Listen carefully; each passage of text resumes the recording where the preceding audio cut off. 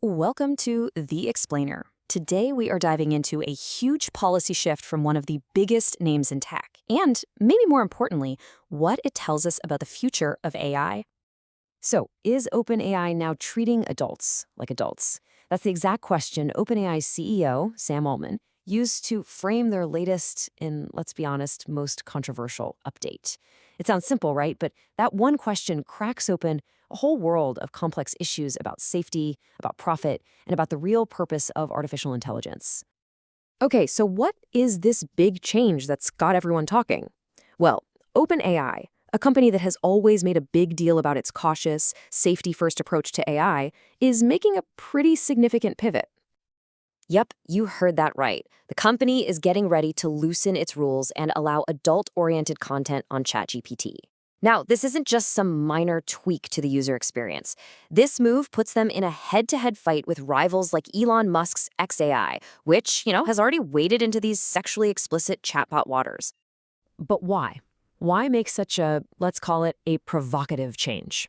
Well, according to Altman, this wasn't just some random idea. It was a direct answer to a specific problem they were hearing about again and again. Users felt the AI was just too locked down. So the problem, as they saw it, was that they were being a little too cautious. OpenAI had been, in their own words, pretty restrictive, especially when it came to sensitive stuff like mental health. But as Altman admitted, this safety-first strategy was making the service less useful and enjoyable for many users. And that, right there, set the stage for a change. And so the solution is to, well, loosen those restrictions. The company says it now has better tools to handle the most serious risks.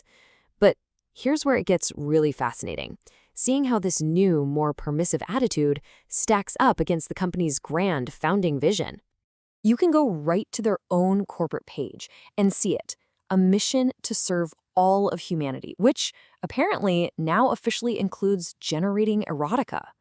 It's this contrast, this gap between a lofty, world-changing goal and a very commercial, very human impulse that's at the absolute heart of this whole debate.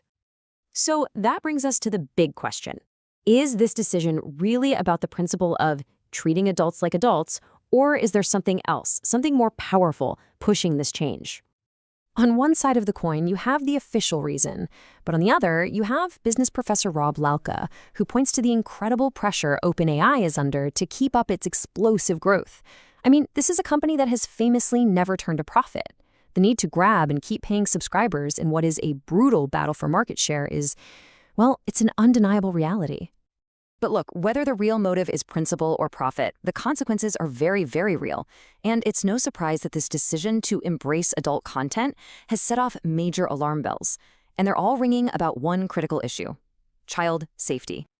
And the history here is already pretty rocky, to put it mildly. The stakes couldn't be higher. OpenAI is already facing a lawsuit over the tragic death of a teenager. Beyond that, you have critics who are just deeply skeptical that you can ever really have effective age verification on a global scale. And these aren't just what-ifs. A TechCrunch investigation found that the systems already in place were failing, allowing accounts registered to minors to generate graphic content. And all of this is happening while lawmakers are feeling more and more pressure to finally step in. This quote from a lawyer involved in lawsuits against big tech really just cuts right to the core of the criticism.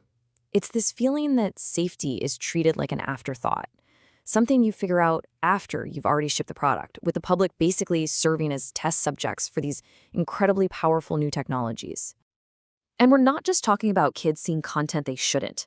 We're talking about real emotional attachment. The lines between human and AI are already getting blurry for young users. A recent study from the Center for Democracy and Technology found that a shocking 1 in 5 students report that they or someone they know has had a romantic relationship with an AI. Just let that sink in for a second. This is the kind of profound social impact these chatbots are having right now, before the guardrails are officially lowered. It shows a real and growing attachment between young people and their AI companions. So, the bottom line is, this move by OpenAI leaves us with way more questions than answers. And these are questions that are going to define the next chapter of our relationship with technology. First and foremost, you have this massive technical and ethical challenge of keeping adult content away from kids. On a platform with millions of users all over the world, How can any system possibly be foolproof? And when those systems inevitably fail, and let's be realistic, they will fail, where does the buck stop? Is the responsibility on the company that built the tool? Is it on parents? Or is it on the regulators who are just struggling to keep up? And that brings us to the final and maybe the most important question of all. As we weave AI deeper and deeper into our daily lives, is this the kind of companionship we really want to build? One that's optimized for market share and engagement metrics? Or one that is truly designed, like OpenAI's mission says, for the benefit of all humanity? It's a question we're thinking about.